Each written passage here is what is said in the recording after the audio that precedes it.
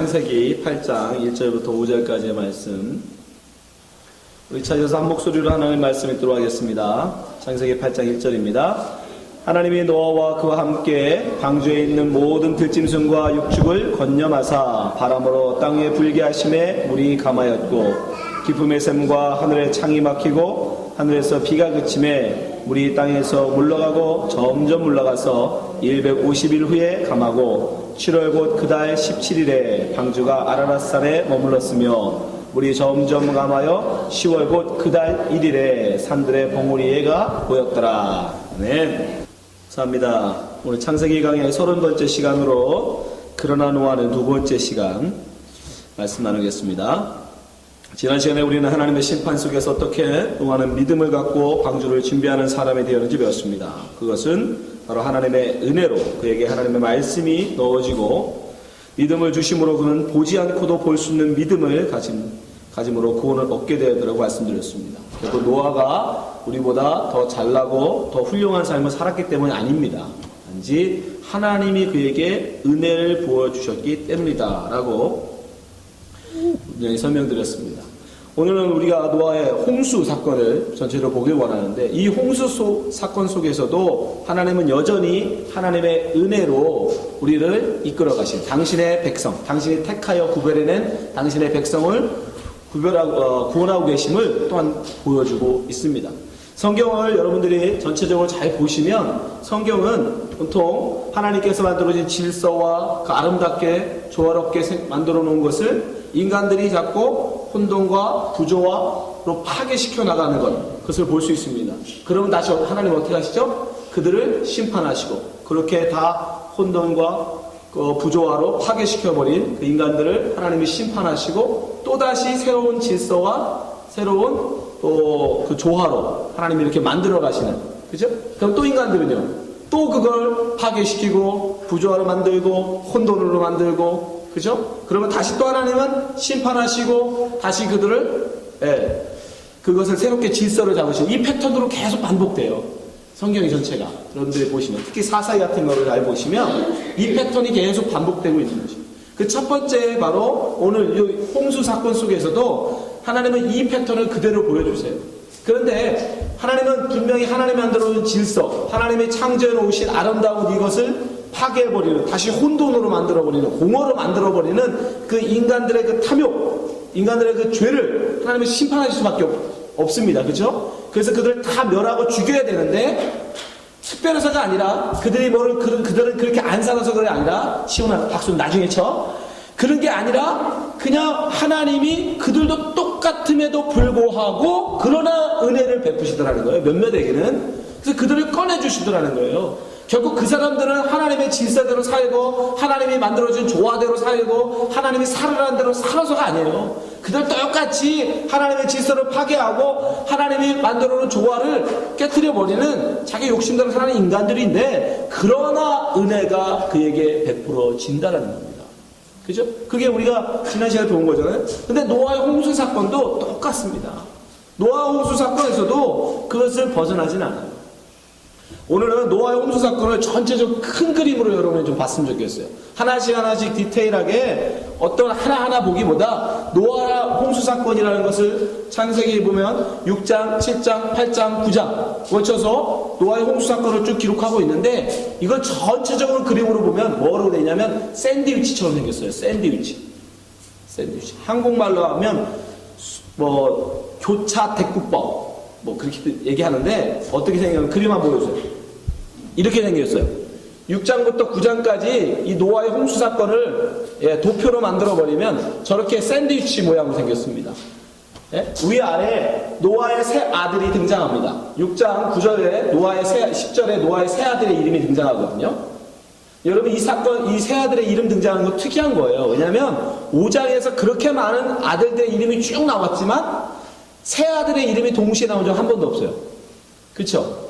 그들이 하나만 낳은 건 아니잖아요. 5장에 족보가 쭉 있지만 그 많은 사람들이 아들을 하나만 낳겠습니까? 아니에요. 많은 아들을 낳는데 그 아들의 이름을 기록을 안 해줘요, 성경이. 그러다가 처음으로 다른 아들, 장자 말고 다른 아들까지 이름을 다 기록한 것이 바로 6장 10절이에요. 그게 처음으로 등장한 게 노아의 세 아들이란 말입니다. 특이한 거예요. 그 세 아들의 이름이 근데 또 어디가 나오냐면 9장 19절에 가면 또 노아의 세 아들의 이름이 또 등장해요. 그렇게 노아와 노아의 세 아들 이름을 위아래로 놓고, 그리고서 백구 그 반대 걸로 반복해서 들어가요. 6장 11절 12절에 보면 온 땅이 타락합니다. 그죠? 하나님이 그들이 타락했다고 하나님이 말씀하시잖아요. 그 타락하고 하나님 그 타락함으로 말미암아 심판을 선언하시죠. 13절에서 심판을 선언하십니다. 그리고 7장에 가면 이제 너희들은 방주에 들어가라. 그리고 비가 내리기 시작합니다. 심판의 시작이죠. 큰 비가, 큰 기품의 샘이 터지고 하늘의 창들이 열리고 막 비가 막 쏟아지고, 17절에 가면 심판이 급속도로 진행돼요. 그 내리기 시작한 그 비가 물이 막 차고 나서 이제 방주까지 떠오를 만큼 온 세상에 물이 덮이는 크게 심판이 일어나고, 그리고 7장 23절에서 8장 1절 여기가 가운데예요. 정확하게. 근데 그 심판 속에 물이 온 세상을 다 뒤덮는 어마어마한 그 심판 속에 뭐가? 하나님이 권념하사, 8장 1절이죠. 8장 1절에 그들을 권념하십니다. 권념이라는 마음에 새겨서 기억한다는 뜻이에요. 그냥 갑자기 생각이 아니라 마음속에 그걸 생각하고 품고 계셨다는 뜻이에요. 그래서 그들을 권념하십니다. 그게 뭐예요? 그게 은혜죠. 멸망바다에 다 죽어야 될 그들을 하나님이 권념하사 이제 어떻게 하시냐? 하나님의 은혜를 베푸셔서 이제 심판으로 다 멸망했던 거기서 8장 1절을 딱 터닝포인트로 해서 다시 그 모든 심판들을 물러가기 시작하게 합니다. 그래서 8장 하반절부터 5절까지 심판의 급속한 정리. 이제 물이 점점 줄기 시작하죠. 물이 점점 줄기 시작합니다. 그 다음에 6절부터 14절에 보면 이제 심판을 하나님이 종결. 이제 끝났다. 모든 지면의 모든 물을 다 걷게 하시고 이제 마른 땅이 드러나게 하세요. 그 다음에 8장 15절에 가면 이제 방주에서 내려라 명령하십니다. 아까 타라고 그러셨는데 이제 내리라고 명령하십니다. 그리고 나서 아까는 하나님이 그들을 저주하셨죠. 내가 그들을 심판해 버릴 거다. 네, 그들의 죄로 말미암아. 근데 이젠 하나님이 그들을 축복하세요. 생육하고 번성하라. 땅에 충만하라. 그리고 축복하시고 언약의 승표로 무지개를 보여주시죠. 내가 다시는 물로 너희를 멸하지 않을게 라고 무지개를 보여주세요.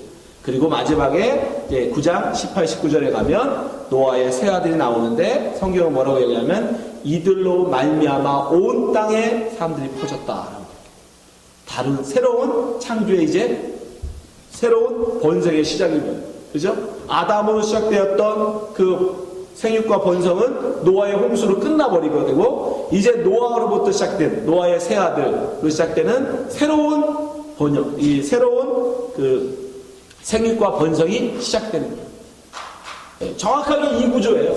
여기서 가장 중요한 핵심은 어디겠습니까? 8장 1절이에요. 하나님의 권념하사. 네. 하나님께서 지금 그 모든 그 옛 창조를 파괴시켜버리고 것들을 다 하나님께서 멸하시고 다시 새 창조 8장 1절부터 하나님이 새 창조를 해 나가시는데 그 중에 하나님은 뭐한다? 그 중에서 그런 심판 그러한 새 창조 속에서 하나님은 당신의 택한 그 백성들만큼은 잊지 않고 기억하서 꺼내신다는 거예요. 그래서 성경은 지금 이것을 왜 우리에게 보여주냐 하면 하나님의 첫 창조를 하나님의 원래 첫 번째 목적이 아니라 원래는 하나님의 목적은 이 새 창조에 있었다는 것을 우리에게 지금 보여주고 계시는 겁니다. 이 패턴은요 계속 반복해요. 노아 때도 보여주시고 이제 아브라함 때도 가서 또 보여주세요. 그 다음에 출애굽 때도 또 보여주시고 나중에는 이스라엘 민족을 통해서 또 보여주시고 계속 성경에는 제가 늘 말씀드렸죠. 반복 그 다음에 점층 처음에는 좀 막연해요. 그냥 막연하게 보여주지만 이것을 반복하면서 보다 조금 더 구체적으로 우리에게 알아들을 수 있는 방법으로 조금씩 더 우리에게 설명해 오신다는 거예요. 예를 들어서 여기서도 노아와 세 아들이 생육하고 번성하지만 아브라함 때 가면 창세기 12장은 아브라함에 가면 이제 아브라함을 통해서 약속하시죠. 내가 너로 너의 후손, 너의 자손을 바다의 모래처럼 하늘의 별처럼 많게 하신다. 네. 아브라함이라는 한 사람으로 다시 축소해서 말씀해 주세요. 근데 사실은 그건 누구예요? 예수 그리스도를 의미하는 거예요. 예수 그리스도가 당신의 몸을 옆구리를 뚫어서 만들어낼 그 신부, 아담이 그렇게 자기 신부를 만들잖아요. 그것처럼 원래 이 모든 것은 이 새 창조의 원형은, 진짜 원형은 뭐냐면 예수님이에요. 십자가에서 죽어 당신의 당신의 피를 쏟아서 잉태어내낼 교회, 우리 성도, 우리를 얘기하는 거예요. 교회, 성도를 이렇게 나중에 생육하고 번성시켜요. 새 창조 속에 집어넣으신다. 그래서 새 하늘과 새 땅에 들어갈 당신의 그 민족, 그걸 다 보여주는 거예요. 근데 그 중심에 뭐가 있다? 하나님의 은혜가 있다. 누구를 그 새 하늘과 새 땅에 집어넣냐 말입니다. 누구를? 지금 여기서는 누구를 집어넣은 거예요? 노아와 새 아들. 왜? 은혜로. 똑같은 거예요. 여러분들이 예수님이 만들어 놓으실 새 하늘과 새 땅에 당신의 백성들, 당신의 신부, 당신의 옆구리를 뚫어서 창조해낸, 잉태해낸 신부들을 누울 텐데 왜 누냐? 은혜로. 그들이 더 잘나서도 아니고 그들이 더 훌륭하게 살아서도 아니고 그냥 하나님의 은혜로 들어간다는 거예요. 창세기 8장 1절 한번 보세요. 이것이 창세기 6장 8절의 말씀과 반복임을 우리가 금방 알 수 있어요. 8장 1절 하나님이 노아와 그와 함께 방주에 있는 모든 들짐승과 육축을 권념하사. 이 권념이라는 단어 아까 설명드렸죠? 바람으로 땅 위에 불게 하심에 물이 감하였고, 권념하심으로 말미암아 이제 심판했던 물을 감하기 시작하신단 말입니다. 그리고 이 물의 감함은 새 창조라고 말씀드렸어요. 그죠? 이제 심판의 종결과 새 창조인데 그것은 곧 권념하신 게 곧 뭐예요? 은혜를 베푸시는 거예요. 은혜. 그거는 보면 창세기 6장 7절 한번 보세요. 창세기 6장 7절. 가라사대 나의 창조한 사람들을 내가 지면에서 쓸어버리되 사람으로부터 육축과 기는 것과 공중의 새까지 그러하리니 이는 내가 그것들을 지었음을 한탄함이라 하시니라. 하나님이 홍수를 내리기 전에, 은혜를 말씀하시기 전에 그들의 심판을 말씀하시는 부분이었는데 이 말씀이 그대로 이루어지는 게 바로 8장 1절 앞절이에요. 7장 23절 보세요. 지면의 모든 생물을 쓸어버리시니 곧 사람과 짐승과 기는 것과 공중의 새까지니라. 그대로죠. 6장 7절에 말씀하신 내가 다 쓸어버릴 거야. 근데 그 말이 언제 응해지냐면 7장 23절 지면의 모든 생물을 쓸어버리시니, 말씀하신 대로 다 쓸어버리세요. 그리고서 6장 7절에서 쓸어버리신다 하시고 6장 8절 은혜를 말씀하셨잖아요. 근데 7장 23절에도 다 쓸어버리시고 나서 바로 8장 1절이 이어진단 말이에요. 지금 성경은 장전을 막 우리가 짜려놨는데 이건 우리가 하는 거예요. 원래 성경은 없었어요. 장전을 쓸 때는 없었어요. 원래는 이어져 있었어요. 그러니까 지금 반복된단 말이에요. 하나님이 심판을 말씀하시면서 은혜, 그러나 노아는 은혜를 입었더라 말씀하셨는데 내가 다 쓸어버리신다 말씀하신다. 다 쓸어버리고 8장 1절 그러나 노아에게는 와 그는 권념하셨더라. 다른 단어를 쓰고 있지만 그 말 뜻은 뭐예요? 그들을 은혜를, 그러나 노아는 은혜를 받았다라는 뜻이에요.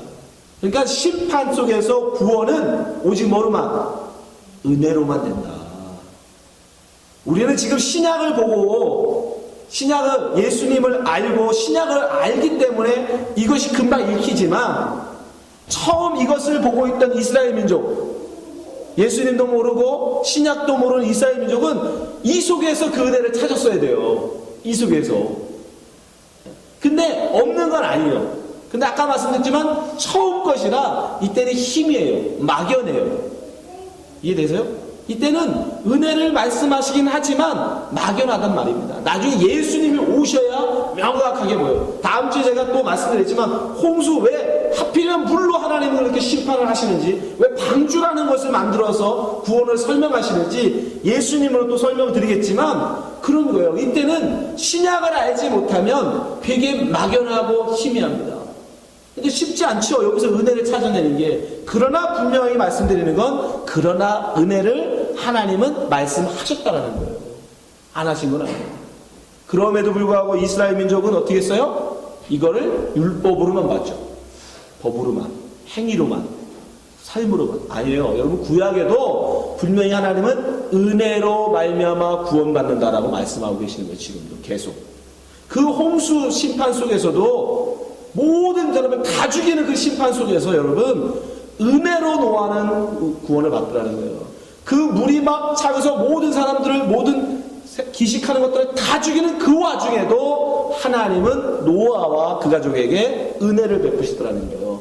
그 은혜가 아니었으면 그들은 다 죽는 거예요. 그런데 그들에게는 은혜가 부어졌더라는 거예요. 그러면 그렇게 노아는 은혜로 말미암아 구원을 얻었어요. 그리고 옛 창조됐던 것들을 다 쓸어버리고 새 창조되어진 그곳에, 그러니까 새 하늘과 새 땅이죠. 그 당시 온전한 새 하늘과 새 땅은 아니지만, 그죠? 그 옛 하늘과 옛 땅으로 볼 때는 노아가 이제 구원을 얻고 나서 홍수 이후에 하늘과 땅은 노아에게는 새 하늘과 새 땅입니다. 그죠? 네. 그 새 하늘과 새 땅이라는 것을 하나님이 암시하세요. 8장 11절 보세요. 창세기 8장 11절. 저녁 때에 비둘기가 그에게로 돌아왔는데 그 입에 감람 새 잎사귀가 있는지라 이에 노아가 땅에 물이 감한 줄 알았으며. 이게 별거 아닌 것 같지만 여러분 보세요. 감람나무가 노아 홍수 전에 있었습니까? 없었습니까? 있었죠. 당연히 있었어요. 그죠? 그 감람나무가 분명히 노아 홍수 전에 있었음에도 불구하고 지금 그 감람나무에 나온 이파리를 뭐라고 불러요? 새 잎사귀라고 불러요. 새 잎사귀. 만물이 지금 새롭게 되고 있음을 암시하는 거예요. 그리고 무지개라는 거 우리가 볼 때는 여러분 별거 아닌 것 같지만 지금 우리는 당연히 무지개가 있는 세상을 살고 있으니까 별거 아닌 것 같지만 여러분 지구과학자들의 말에 의하면 무지개라는 것이 없으면 그전에는 무지개가 없었던 거예요. 노아 홍수 이전에는. 그러니까 하나님 무지개를 보여주면서 저게 내가 너 심판 안 하는 거다 라고 말씀하신 거니까 그전에는 무지개가 없었다는 얘기예요. 홍수 전에는. 그러면 홍수 전에 무지개 없고 홍수 이후에 무지개 있는 게 무슨 차이가 있느냐? 여러분 무지개가 있다는 얘기는 대기에 수증기가 있다는 뜻이랍니다. 이 대기에. 공기 중에 수증기가 이렇게 증발을 해서 올라가서 구름이 됐다가 다시 떨어지는 이 대기 현상이 있다는 뜻이래요. 무지개. 안 그러면 무지개가 생기질 않는데요. 그렇잖아요. 물방울이니까 하늘에 구름이 저렇게 없으면 무지개가 생길 수가 없잖아요. 그러니까 그전에는 무슨 얘기예요? 그전에는 그런 현상이 없었다. 전에 말씀드렸죠? 그전에는 뭐가 없었다? 비가 없었다고 했잖아요. 비가 없었다는 건 이 대류 현상이 없었다는 거예요. 그전에는. 그러니까 우리는 지금 노아가 경험하는 새 하늘과 새 땅에 살고 있지만 옛 하늘, 옛 땅을 우리가 살아보지 않아서 모르지만 노아는 완전히 다른 세상. 그래서 노아 홍수 이후에 하나님 말씀하세요. 이제 사계절이 생긴다라고. 계절. 그러니까 그전에는 계절이 없었던 거예요. 한 계절밖에 없었던 거예요. 그러니까 완전히 새 하늘과 새 땅이 된 거예요. 노아의 홍수 이후에. 하나님은 이것도 우리에게 미리, 우리도 마찬가지예요. 지금도 우리가 보이는 노아가 볼 때는 지금 우리가 살고 있는 이 땅이 새 하늘과 새 땅이지만 여러분 진짜 새 하늘과 새 땅은 이게 아니죠. 그죠? 우리가 이제 죽어서 부활한 이후에 주님과 함께 살라라. 마찬가지예요. 노아가 홍수라는 심판을 겪고 나서 새 하늘과 새 땅에 들어갔듯이 우리도 마찬가지입니다. 우리도 이제 예수 그리스도가 구름 타고 오셔서 하시는 심판, 그죠? 마지막 그 심판을 지나야 우리도 새 하늘과 새 땅에 들어가요. 계시록 25장 계시록 21.5절 보세요. 보좌에 앉으시냐 가라사대 보라 내가 만물을 새롭게 하노라 하시고 또 가라사대 이 말을 신실하고 참되니 기록하라 하시고 또 내게 말씀하시되 이루었도다 나는 알파와 오메가여 처음과 나중이라 내가 생명수 샘물로 목마른 자에게 값없이 주리니 7절 이기는 자는 이것들을 유업으로 얻으리라 나는 저의 하나님이 되고 그는 내 아들이 되리라. 이 계시록 21장의 첫 번째가 새 하늘과 새 땅을 시작하는 새 예루살렘. 그래서 성경은 반복해서 우리 미리 노아의 홍수는 우리가 당할 일을 보여준 거예요. 여러분 노아가 새 하늘과 새 땅 새로운 환경에 들어갔듯이 심판을 통해서 우리도 마찬가지입니다. 우리도 예수님의 마지막 심판을 거치고 나면 완전히 우리가 한 번도 경험해보지 않았던 전혀 새로운 새하늘과 새 땅으로 들어가는 거예요. 근데 한 가지 차이가 있어요. 노아 때는 사람을 바꾸지 않으셨어요. 그냥 옛날에 살았던 그 노아, 그죠? 옛 땅과 옛 하늘과 옛 땅에 살았던 노아를 단지 방주에 태워서 심판 속에서 구원해 내셔서 하나님이 새롭게 만들어주신 새하늘과 새 땅에다 넣어주셨는데, 이 사람은 전혀 변한 게 없잖아요. 뭐가 변했어요? 그냥 방주 한번 탔다가 내렸을 뿐이잖아요. 그죠? 네. 근데 이 사람들이 나중에가 뭐가 돼요? 나중에 여러분 11장 가보고 공부했지만, 이 사람들이, 이 노아와 이 세 아들과 그의 손자와 손자들이 나중에 뭘 져요? 바벨탑을 쌓아요. 똑같이 가인의 행사를 해요. 성경이 신기하죠? 가인이 하나님 낯을 피하여 제일 먼저 한 짓이 뭐예요? 성 쌓기였잖아요, 성. 그죠? 근데 하나님이 그런 나쁜 짓들을 한다고 그들을 다 죽여버리고 은혜를 베풀어서 노아와 그 가족을 빼냈더니 그놈들도 나중에 가서 새하늘과 새 땅에 사는데도 불구하고 여전히 가서 제일 먼저 한 짓이 뭐냐면 시알 평지에서 야, 하늘에 높이 탑사자. 왜 하늘 높이 탑사는지 아세요? 홍수가 나다 안 죽으려고. 다시는 홍수가 나도 절대로 빠져 죽지 않겠다는 거예요. 똑같은 사람. 그래서 하나님은 이제 새롭게 되어진 새하늘과 새 땅, 예수님이 지으시는 새하늘과 새 땅은 그렇게 하지 않으셔요. 어떻게 하세요? 사람을 새롭게 하시고 변화시키고. 여러분, 이 시대에 지금 우리가 살고 있는 이 시대, 성경을 여러분 그냥 완전히 옛날 우리하고는 상관없는, 나의 삶과는 너무 상관없는 그냥 역사의 한 스토리라고 생각하시면 돼. 이거는 그대로 우리에게 지금 보여주고 있는 거예요. 반복된다니까요. 끊임없이 인간들은 하나님의 질서를 파괴하고, 또 하나님은 그 파괴하는 질서를 다시 심판정에서 다시 새로 회복시키시고 반복해요. 지금 이 시대도 하나님의 질서를 여전히 깨고 있잖아요. 로마서 1장 26절 보세요. 인간들이 지금 어떻게, 이 시대와 우리의 시대가 뭐가 다릅니까? 로마서 1장 20절. 이를 인하여 하나님께서 저희를 부끄러운 욕심에 내어버려 주셨으니 곧 저희 여인들을 순리대로 쓸 것을 바꾸어 영리로 씁니다. 여기 나오죠. 순리. 하나님이 만들어 놓은 질서대로, 조화대로 사는 게 순리죠.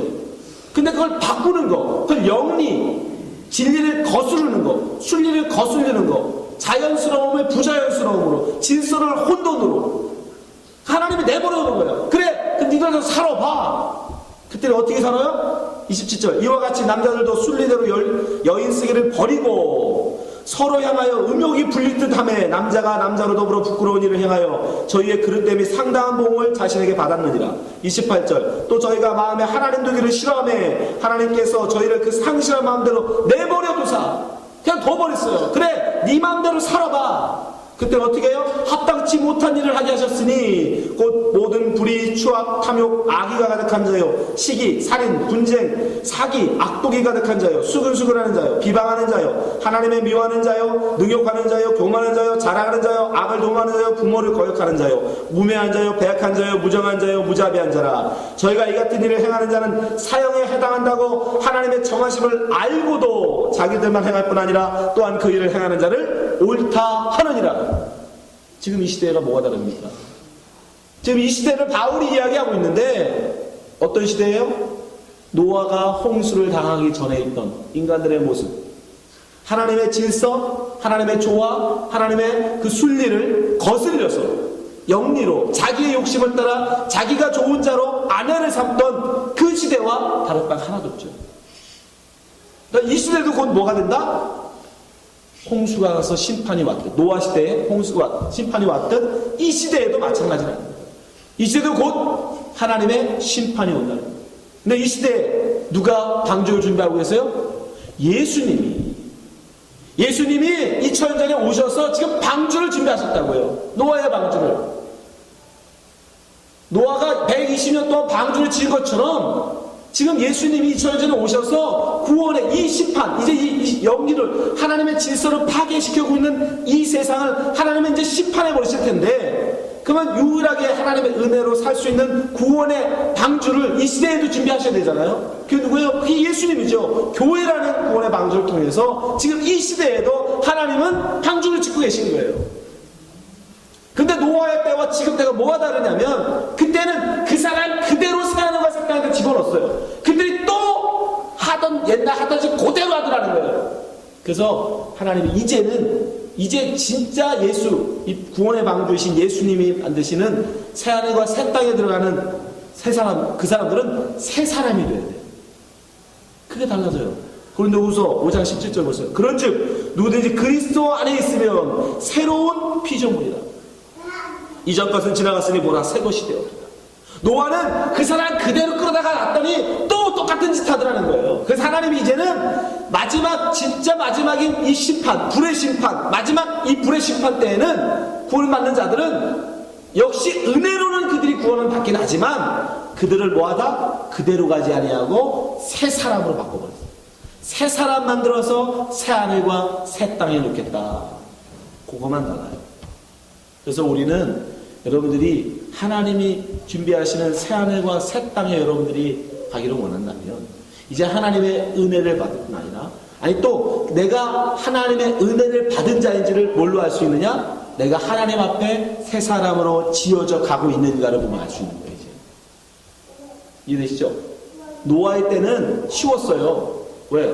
그 방주 짓는 거에 동참하면 내가 하나님의 은혜를 받은 자라는 게 표가 났잖아. 눈에 보여지는 것으로. 그런데 지금 이 시대에는 아니죠. 누가 하나님의 은혜를 받은 자인 줄 어떻게 합니까? 다른 거 없어요. 이제는 노아 때에 다르게 새 사람으로 지어서 새 사람을 새 하늘과 새 땅에 집어넣으신대요. 그래서 새 사람으로 지어가는 자가 하나님의 은혜를 받은 자예요. 마지막 불의 심판 때에 죽지 아니하고 하나님께 구원을 받을 자들입니다. 그래서 바울이 우리에게 그렇게 권면하는 거예요. 에베소 4장 13절. 우리가 다 하나님의 아들을 믿는 것과 아는 일에 하나가 되어 온전한 사람을 이루어, 온전한 사람, 새 사람, 하나님 앞에 새로운 사람, 그리스도의 장성한 분량이 충만한 데까지 이르르니. 14절. 이는 우리가 이제부터 어린아이가 되지 아니하여 사람의 괴술과 간사한 유혹에 빠져 모든 교훈의 풍조에 밀려 요동치 않게 하려 함이라. 15절. 오직 사랑 안에서 참된 것을 하여 범사에 그에게까지 잘할지라. 그는 머리니 곧 그리스도라. 여러분, 이 시대에는 하나님의 심판이 선고되어진 시대입니다. 노아가 이제 비가 온다고, 이제 심판이 임할 것이라고 방주를 지으면서 그 살던 시대 사람들한테 목놓아 외쳤던 것처럼 이 시대도 똑같아요. 예수님이 구원의 방주를 지어놓으시고 우리에게 지금 말씀하신다고요. 야, 조금 있으면 내가 다시 올 텐데 그때는 불의 심판이 있다. 심판이 있다. 우리는, 노아는 방주를 만들었지만 그럼 우리는 뭐 해야 됩니까? 우리는 새 사람으로 지어져 가야 돼요. 새 사람. 우리 속에서, 여러분 속에 은혜로 말미암아 성령을 부어놓으시고 말씀을 여러분 속에 넣어주시고 그 말씀이 여러분 속에서 말씀하시는 바대로 내가 조금씩 나의 욕심을 죽여버리고 순종해서 살아가는 거. 그 삶이 우리 가운데 있어야 돼요. 그런 투쟁이 우리 속에 있어야 돼요. 안 그러면 우리는 여전히 또 뭐예요? 내 이름을 내기 위하여, 나를 자랑하고 나를 드러내기 위해서 세상에서 가장 높은 성을 쌓는 일에만 몰두한다니까요. 공부를, 돈을 많이 벌어서, 명예를 쌓아서, 하다못해 그것도 안 되면 성형을 해서라도 아름다운 얼굴로라도 얻어내려고 한다. 최고가 되려고. 그 사람은 다 멸망받는다니까요. 하나님이 그들을 어떻게 하셨어요? 그 바벨탑을 파괴시켜버리시고 흩어버리시잖아요. 여러분 속에 하나님의 은혜가 있다는 것은 여러분 속에 말씀이 있다는 것이 곧 하나님의 은혜인 겁니다. 그렇다면 여러분 그 말씀을 받으신 그 말씀을 붙들고 하루하루를 분투하며 살아가셔야 돼요. 그것이 이 시대에 아직도 하나님의 구원, 이 시대에 심판을 하지 아니하시고 여러분이 기다리시는 이유인 겁니다. 다른 거 없어요. 당신의 택한 백성, 당신이 구원하기로 작정한 백성. 어떤 분이 예를 들었는데 참 맞는 것 같아요. 여러분, 노아가 어느 때까지 그 방주에서 기다려야 돼요? 달팽이가 거기까지 올 때까지 기다려줘야 돼요. 달팽이도 구원하기로 작정됐으니까 그 달팽이를 버리고 갈 수는 없지 않습니까? 그렇죠? 어쩌면 달팽이가 120년 동안 걸어가는지도 모르죠. 거북이도 그렇고. 여러분도 마찬가지인 거예요. 우리는 어쩌면 하나님 보실 때 하나의 한 마리의 달팽이인 거예요. 죽어라고 느리지만 한 걸음 한 걸음 하나님이 원하시는 그 믿음의 분량, 새 사람으로 지어져 가셔야 돼요. 아예 나 뭐 이 모양 이 꼴로 사는 거지. 아니요. 그렇지 않습니다. 그럴 거면 죽기 직전에 예수 알게 하시고 구원하시면 될 걸. 왜 아직도 한참 남았는데 우리로 예수 믿게 하십니까? 여러분에게 하나님이 원하시는 분량이 있다는 거예요. 말씀을 여러분 속에 놓아주셔서 이제 노아 같은 그런 삶이 아니라 새로운 새하늘과 새 땅에 맞는 새 사람으로 하나님은 지어서 구원하시겠다는 거예요. 그래서 여러분한테 미리 이 세상에 살고 있는 여러분에게 하나님의 말씀을 전해주시고 그 말씀을 여러분 가운데 살게 하시는 겁니다. 신앙생활은 여러분 종교생활이 아닙니다. 우리의 기독교는 종교가 아니에요. 이 세상 사는 동안 좀 마음 편안하게 없고 사람들과 좀 교제 좀 하고 쉼을 좀 얻자? 아니요. 영생의 문제인 겁니다. 여기서 실패하면 여러분 영원한 지옥 가운데 가야 된다고. 이런 심각한 아주 문제인 거예요. 성경은 여러분 지금도 우리에게 그대로 유효합니다.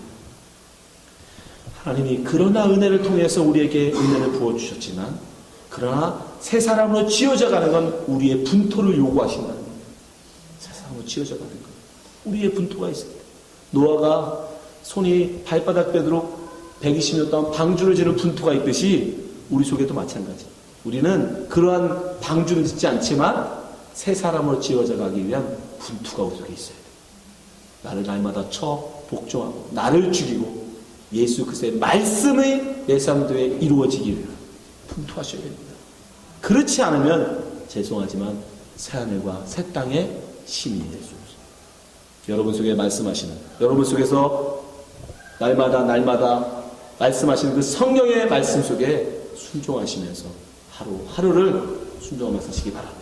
기도하겠습니다. 하나님 아버지 감사합니다. 심판 속에서도 늘 하나님의 은혜를 잊지 아니하시고 은혜를 베풀어 주시니 감사합니다. 주님, 그 은혜가 아니면 우리가 어떻게 하나님 앞에 감히 구원의 은혜를 기대할 수 있겠습니까? 구원의 방주를 탈 수 있는 도리가 있겠습니까? 오직 그 방법은 예수 그리스도의 은혜로밖에는 없는 줄 압니다. 그러나 우리에게 은혜만 부어주셨다고 우리가 아무것도 안 하고 가만히 있어야 되는 것은 아닙니다. 우리는 이제는 노아와는 다르게 새하늘과 새 땅에 합당한 새 사람으로 지음받아야 될 줄 믿사오니 주님, 이를 하나님 아버지 이래서 우리가 날마다 하나님 말씀을 붙들고 하나님 분투하며 살게 하여 주시옵소서. 내 욕심을 끊어버리고 내 살을 자르는 심정으로 하루하루 나를 죽이며 하나님의 말씀으로 하나님의 사람으로 지어져가는 일에 혼심을 다하게 하여 주시옵소서. 주님께서 우리에게 항상 은혜 베풀어 주시기 원하며 예수님 이름으로 기도합니다. 아멘.